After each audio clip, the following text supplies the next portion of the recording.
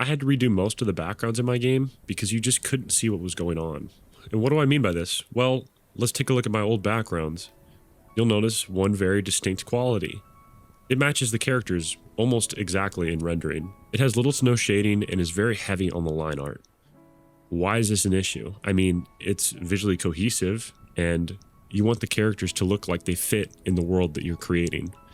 And while aesthetically it may have looked fine, when I actually sat down to play it, it was horrible. You couldn't tell where you were, you couldn't tell where the background was, and you certainly couldn't tell where the enemies and the interactables were. So why was this?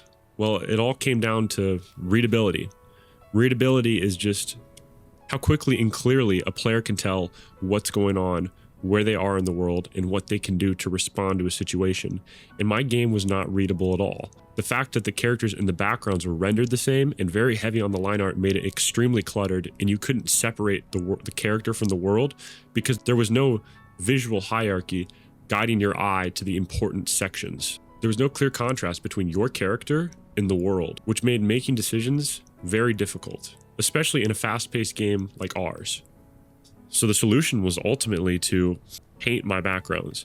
And this is something I ran away from for a long time because I wasn't comfortable in my abilities painting and I thought I would mess it up, and I knew it would exponentially increase development time, but ultimately I had to do it. And now, not only does it look way better than the original one, I think, it plays 1,000 times better because there's a clear visual hierarchy in the game. And what do I mean by this? Well, let's take a look at Tom and Jerry, for example, which was an inspiration for this change, really. You'll notice that in a lot of older cartoons, you can often tell what object is going to be used before it even comes into play because it's rendered differently from the background. So for instance, in this screenshot here, you can probably tell that Tom is going to use the dart gun before he even reached for it because it's rendered differently than the painted background. And this works even better for video games because you can't just watch somebody do it. You have to make the decision to pick the dart gun up. So the more information that we can give to the player, the better.